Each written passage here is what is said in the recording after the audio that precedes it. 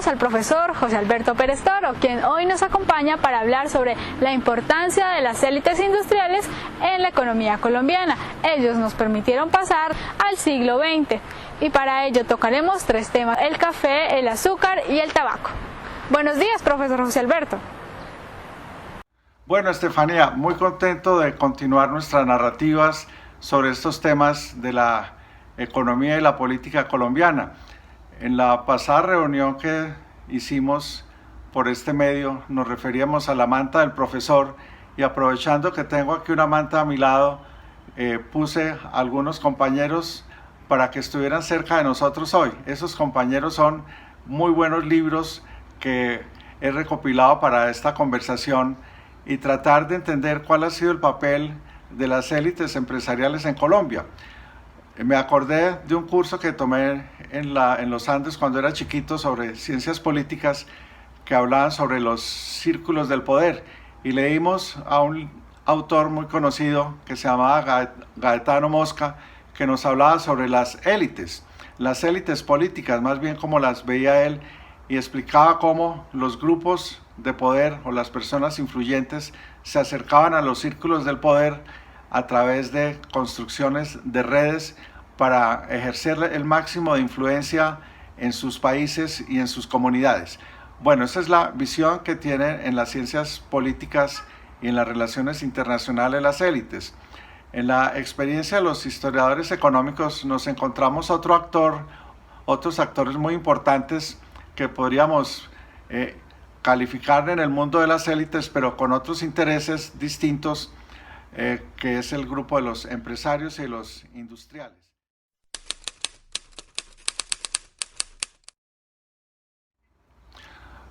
Bueno, en el repaso que hemos hecho acá y que estamos haciendo en la conversación de hoy sobre unos 20, 30 libros que me parecieron interesantes para que las personas que nos están escuchando tengan una sensación de cómo funcionaban esas élites. Me acuerdo mucho del libro de Fano Reder. Fano Reder era americano, que era cónsul en Guayaquil y en Ecuador y en Costa Rica. Vino a Colombia por pura casualidad a hacerse ver de un médico al pasar por Buenaventura. Le dijeron: no, mire, detrás de esas montañas lo curan de esos síntomas de paludismo que tiene usted, era como el coronavirus de la época, y quedó maravillado con el Valle del Cauca y decidió instalarse en el Valle del Cauca y crear la empresa que se llamó Manuelita.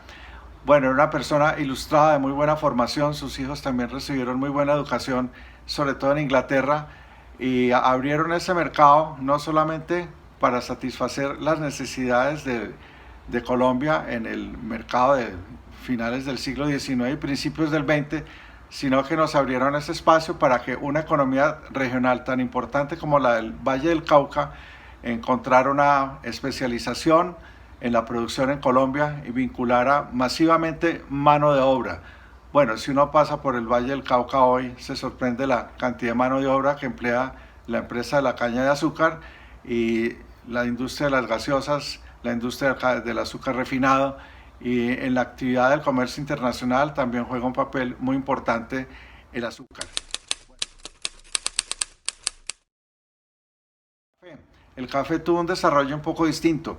James Parsons, que es uno de los autores que mencionamos en nuestro repaso de libros, nos hace un relato sobre cómo la corona española repartió las tierras en la época de la colonia a través de mercedes reales que le otorgaban a los municipios recién abiertos para que entregara tierras y las cultivaran los colombianos que estaban necesitados de trabajo, y un país inmenso que estaba con sus campos desocupados. Con la República es la que se vuelve dueña de las tierras y hace entregas de tierras a los municipios, la República, y los municipios se encargan de hacer esa repartición de pequeños predios, sobre todo en lo que conocemos hoy el suroeste y el sur de Antioquia, que después se convirtió en el Viejo Caldas, y logramos incorporar casi 1 millón de hectáreas a la producción de café, con una característica extraordinaria, que los empresarios del café, no es como ocurrió en el Brasil, que había grandes cafetaleros con inmensas fortunas. En Colombia formamos una clase media rural con pequeñas propiedades de 1, 3, 5, 10 hectáreas o plazas, como las llamaban ellos, o cuadras, y logramos tener cerca de 500.000 de propietarios, Imagínate un país de 3, 4 millones de habitantes que tenía Colombia al principio del siglo XX, contar con ese número tan importante de propietarios en el campo que produjeron el principal producto de exportación. Durante 100 años el café ha dado utilidades tanto para la exportación como para los cafeteros en el campo. Entonces Colombia es una revolución con lo que llamaríamos la élite de los propietarios, pero no es una élite de 3 o 4 grandes cafetaleros estilo Brasil, sino una élite de 500.000 propietarios federados alrededor de la Federación de Cafeteros que se creó en 1927 en el Campestre en Medellín.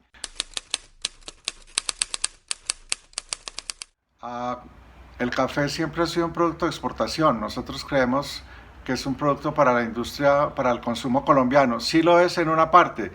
Parte de la política del gremio cafetero ha sido dejar una parte de la producción para Colombia.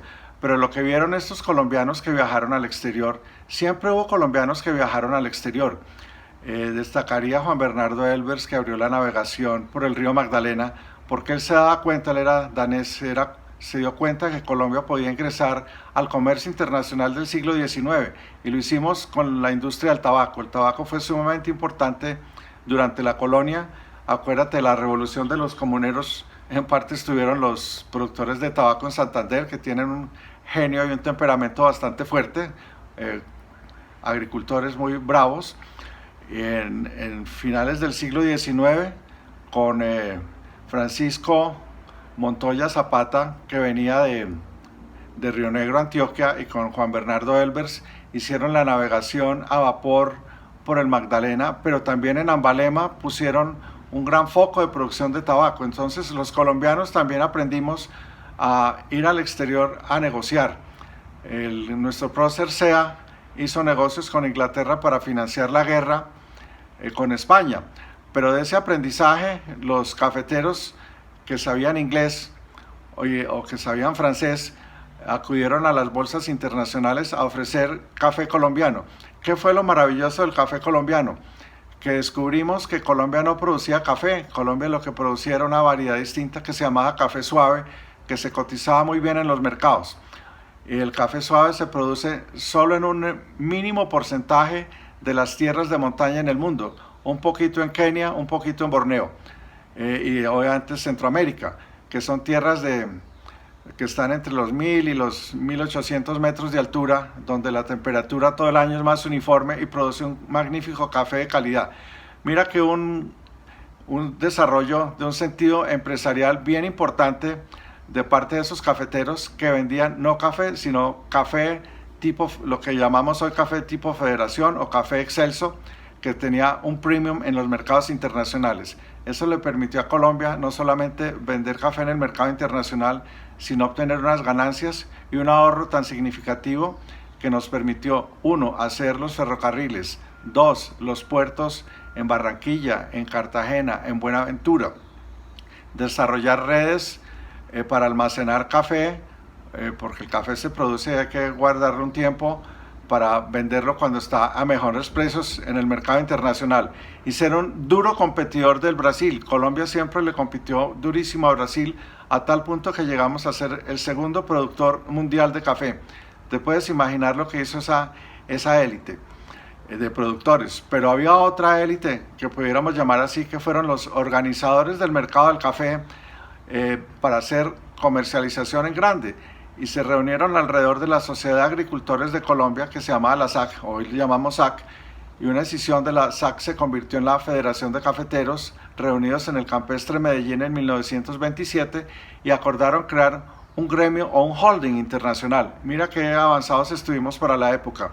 Nos adelantamos a lo que hoy llamamos las compañías multinacionales o las trading companies para ser competitivos internacionalmente, permitirle a los cafeteros tener un precio que no fuera ruinoso, como dicen en el lenguaje de los cafeteros, pero segundo, producir un ahorro que significó para el país poder importar maquinaria y equipo para la industria, los ferrocarriles y sobre todo financiar los bancos. De esa parte tendremos que hablar también de qué papel jugaron los banqueros en la formación del aparato productivo nacional.